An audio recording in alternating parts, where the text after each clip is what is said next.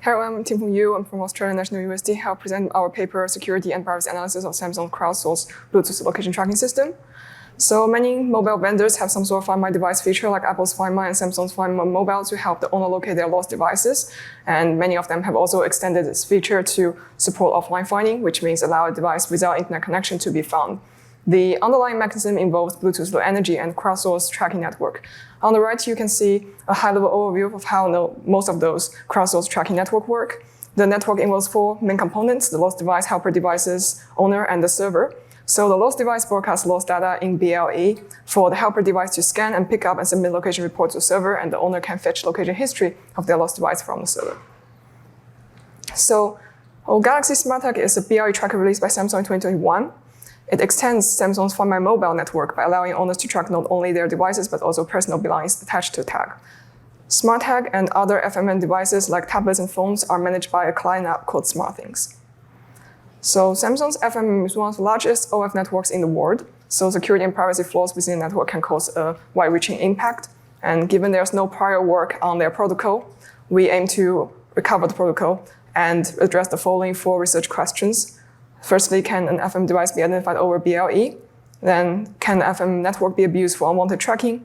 And we also want to know, can the FM protocol protect the location privacy from the vendor? And lastly, can an actor, especially someone outside the network, forge a location report for a lost device? So I'll quickly go through some background on BLE stuffs. So we know it's a wireless communication technology.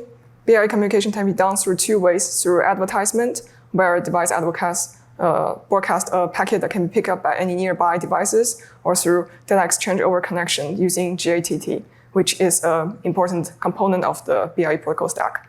So GATT stores user data in a hierarchical structure, where the user data is actually stored in a characteristic, which is defined by a UUID and has a set of properties indicating what operations can be done with the characteristic. So to exchange data, read property is often required, where the client sends a read request and the server returns data in a read response. Each BLE packet also has a MAC address to indicate the sender of the packet. It's a 6-byte value that uniquely identifies the device. However, there are privacy concerns about using static MAC address for advertisement because it puts the device at risk of identity correlation attack, as you can see in this figure, which illustrates attacker who can correlate all the packets to the same device, despite they have different BLE data, because of the MAC address stays the same. So a common way vendor mitigates this is by using an LE privacy feature, which uses an RPA, a random private address that re-randomizes at specific timing interval instead of a static address. So in this picture, if the MAC address and the BLE data rotates in synchronous, then the previous attack scenario will no longer work. A register SmartTag advertises on an RPA that randomizes every 15 minutes to protect its identity address. So let's look into the FM protocol. This is a simplified version of the registration protocol, but encapsulates the most important part, which is to establish a shared secret using ECDH. So the owner device will read several GATT characteristics of SmartTag to obtain some tag data. Then it sends the server the tag data along with a random number X owner device generates. The server finds the ECDH public key A associated with the tag using some of the tag data, and then it generates a private public key pair on the owner's behalf, then calculates the ECDH share key. And finally, it computes a share secret by using SHA-256 to hash the ECDH share key concatenated with the random value. Then the server returns the public key B and the share secret to the owner device. The owner device then relays the public parameters to the tag for the tag to perform the same computation as for step 3 to derive the same share secret. So after establishing the share secret, it is used to derive 4 subkeys, and they will be used for different offline finding operations. We need to mostly pay attention to the PID key as it's relevant to the analysis. So the last 2 keys are used to generate the BLE data for offline finding.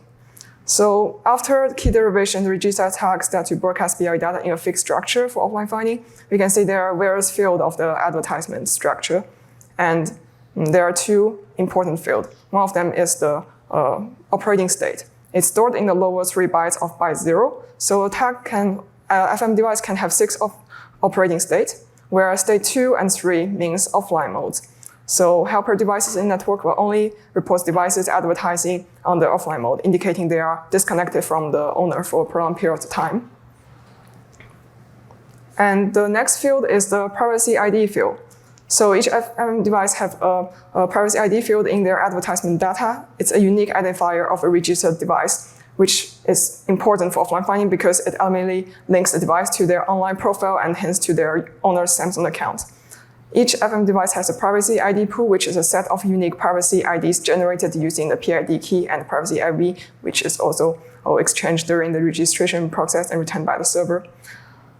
And given the previous information, we can have a more in-depth view of the OSM process in FMM.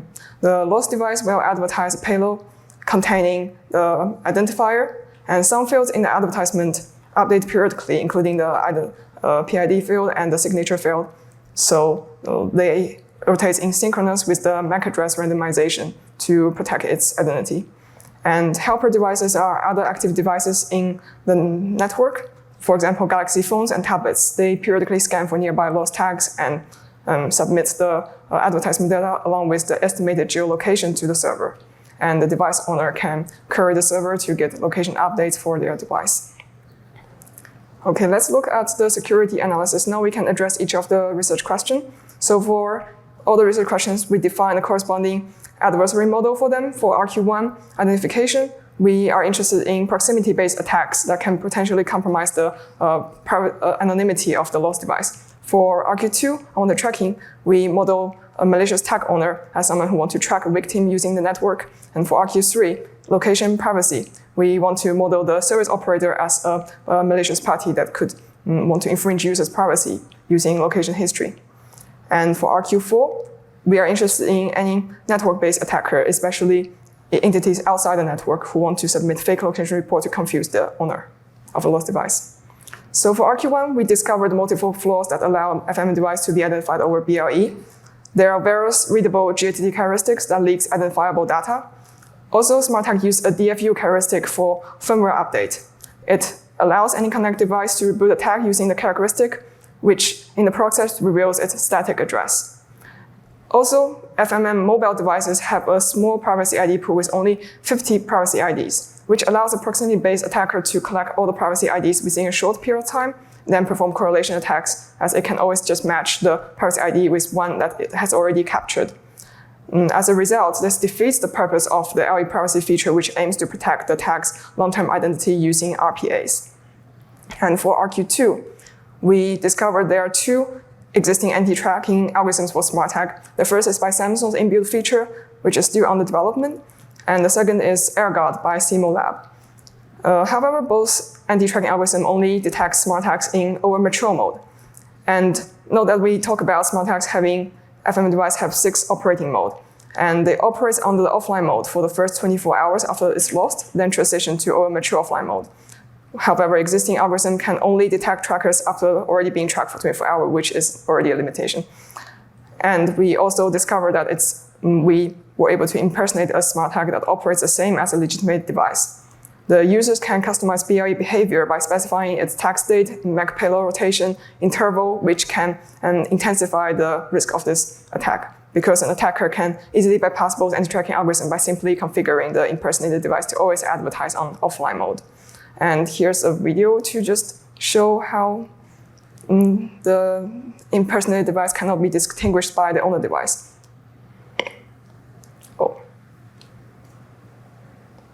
So the owner device tags it and considers as its own device connecting to it, and then the tag plays a ringtone on the owner's device through a GATT command.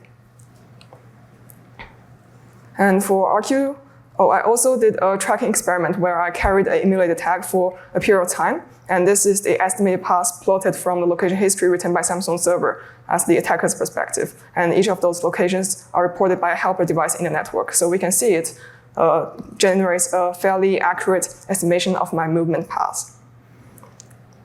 And for RQ3, we discovered that the vendor knows necessary key material for computing the privacy IDs of any registered device. As we can see from the step 3 of the registration process, the vendor has the EZDH key for public key for every FMM device, and it's responsible for generating the key pair on owner's behalf. So any key material that an owner device or an FM device can derive can also be derived by the vendor. This is backed by our observation from the location history response. So this is the location history response from Samsung. It consists of a list of geolocations in plain text.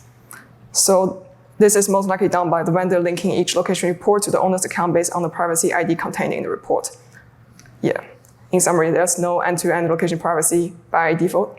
And for the last research question, location report integrity, we noticed that in the location report protocol for Samsung's FMM, the helper device must use a signing key to authenticate itself to the server. The protocol works as follows. The server will send the nonce to the helper will return the nonce and the signed nonce using the signing key and the corresponding public key to the server.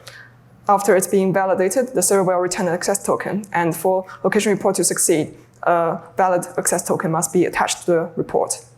However, there is a native library field contained in SmartTags APK, the client app, which contains the default signing key pair that can be extracted through runtime memory analysis. So any actor outside the network can also use this default key pair dumped through runtime memory analysis to act as a helper device, authenticate to a server, and submit location report, which makes location report forgery attack much more easy.